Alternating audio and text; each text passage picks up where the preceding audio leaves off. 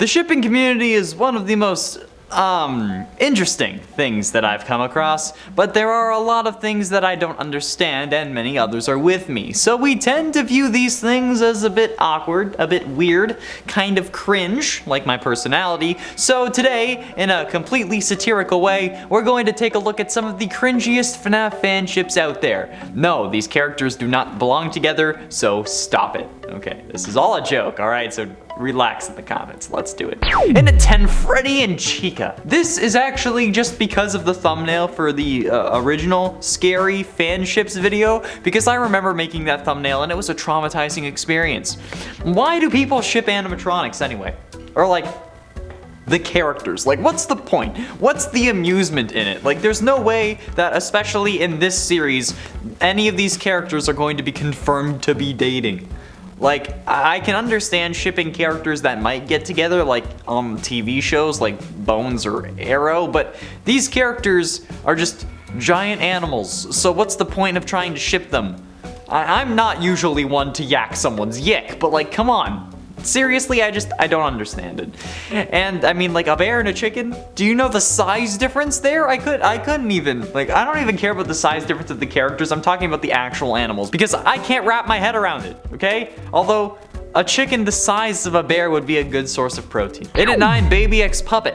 Okay, why? Like, what the ever-loving hell is this? I search up cringe FNAF ships, like I'm not gonna get weird ads from it, and the first thing I see is Baby and the Puppet. Do you realize that these are like dead people, right? Like, one of them is the daughter of the dude that killed the other. Like, this is some serious star-crossed lovers BS, cause that makes absolutely no sense. This is worse than Romeo and Juliet with guns. Like, this is worse than the Leonardo DiCaprio Romeo and Juliet modern day movie. And even if you are shipping the characters, why? Why do the puppet and baby deserve to be together? Like, what? One of them was designed to take lives, literally, and the other was designed to guard a girl so that her life wasn't taken. This is some serious reaching, and I mean like Mr. Fantastic level reaching. Not to mention that there are literally 3-year-olds possessing these animatronics. So I don't know what kind of creep level you're on, but I can hear Chris Hansen knocking on your door, trying to ask you some questions. Like, bro, seriously, that's more sus than Gregory venting. Hop on the sus bus, bro, here we go. In at 8, Roxy and Monty. Being the newest additions to the FNAF roster, it was inevitable that these two characters would end up being shipped. But why? They're robots. They don't have the capacity for actual emotions. Everything they feel or seem to feel is just coded as their personality. They don't really have any actual emotions. It's impossible. So why ship these characters? And the reason I went with Roxy and Monty is because I looked up Roxy and the first ship suggestion was Monty, followed by Chica, which is a whole other level of weird because, like, what? Plus, Chica is mine. The only Chica ship I allow is me and Chica because it's the only thing that makes sense. But seriously, I don't see the fascination with this. These two specifically, like Roxy and Monty seem like your typical Instagram gym rat couple that fight all the time unless they're at the gym, but you can't see it because, you know, it's Instagram. So I don't know why you people think that this is A, a good idea, or B, normal. Speaking of not normal, in at number 7, Ennard and Exotic Butters. This is just, what the actual Shipping animatronics based on characters is one thing. Sure, shipping a collection of animatronics with no discernible character is another, but then shipping that amalgam with a basket of butter is totally a different thing. That honestly makes me feel incredibly cursed. Like, what the actual ever-loving hell is that? How does that even, like, how would that even, it's a basket of butter, people. It doesn't even have eyes, let alone the capacity to love. Why is Ennard and Exotic Butters even a thing? This is one of the most confusing moments of my life, including what happened literally a year ago, probably like to the week. I half debated just like letting this whole thing be a run-on sentence because I can't handle the amount of buffoonery that is going on in order to cause this to even cross someone's mind, then like this is the kind of thing that makes me question ships altogether, like in every single aspect of reality. Because you can argue that it's the characters you're shipping all you want, okay? But this disproves that concept in my mind. Like how one person does something and then the entire class gets punished. Yeah, you can blame the Ennard x Exotic Butters shippers for making the entire concept of shipping characters and whatever ridiculous, okay? And that's not even the worst one. We're not even halfway done. And at 6, Toy Bonnie and Toy Chica. Now, I'm gonna be honest. I thought that this was fairly normal. But looking this up, this was generally not safe for the majority of audiences. This is some of the most concerning fan art that I have ever seen. Like seriously, I'm gonna need some actual eye bleach after this. So if you could please just refrain from posting anything like this in the future, I would really appreciate it. Like none of the drawings that I saw were friendly. They all had something exposed, and sometimes had multiple somethings. Like, Bonnie is supposed to be a male character, okay? And in the fan art, sometimes he was, sometimes he wasn't. Sometimes they were both. Like, same thing with Chica, okay? And honestly, it's not that like I'm against it or anything. It's just, it's disturbing when it's animatronics that are anthropomorphic animals, okay? I mean, like, these animatronics, they're robots. They don't really have genders or biological sexes, because, again, they're robots, so who really cares? But, like, what the hell? These are as intense as a heart attack. Like, Jesus. It was just Easter, and this is the reason Jesus didn't come back this time. Although, from the context of these images, in this case, we already got a second coming. Ironically, Bonnie is a bunny, and so is the Easter bunny. But for real, this is some haunting stuff. Plus, again, Chica's mine, so back on. Halfway through, and at number 5, Ennard and Ballora. This is a whole other kind of weird. Like, we have some messed up stuff coming up in the next few numbers, but this is a little self-gratifying, if you ask me. Did anyone realize that Ballora was a part of Ennard when they were drawing these? Because, like, that's a whole other can of worms that's just trying to bust out that I'm ignoring because I don't want to look at it. In fact, this whole fishing shop is giving me weird vibes. This is just... Plus, if you think about it, Ballora was intended on being a surrogate mother, and then in Ennard is baby. Ennard is in part baby, meaning that this ship is in essence Elizabeth with her mother. Like, not literally, thank God, although I'm positive that it's out there somewhere. I don't have the courage to look that up. Like, what the heck? What the hell? Like, what's the point of this? Seriously, no jokes. Why do people ship animatronics? I don't get that mindset.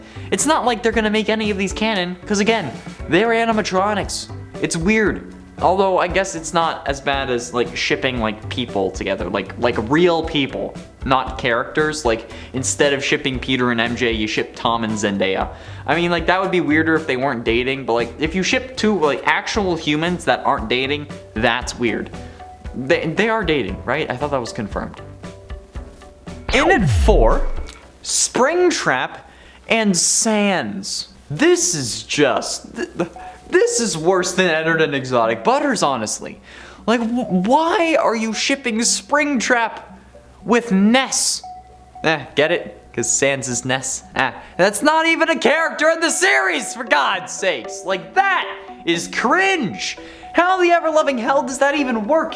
There are whole Instagram accounts revolving around this concept, and I don't know if it's a joke or not. Like, who thought of this?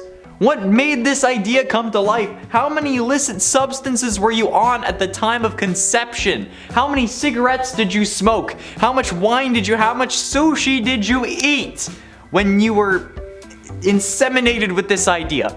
Sans is like a 2-foot-tall skeleton boy, and Springtrap is a possessed, supposed to be dead serial killer who has taken more lives than years that Sans has lived. Okay, not really, but you get my point, right? Like, the balance here is just all kinds of confusing. Like when I saw who Vanessa Morgan was engaged to at one point, like the girl from Riverdale who was engaged to the football player that was like twice her height and 3 times her width. How does that even work? Sans would need an actual ladder to actually even have a conversation, let alone kiss anyone. Not even like a step ladder, like an actual ladder. I wouldn't even bat an eye if they were using one of the extending ladders that fire trucks have.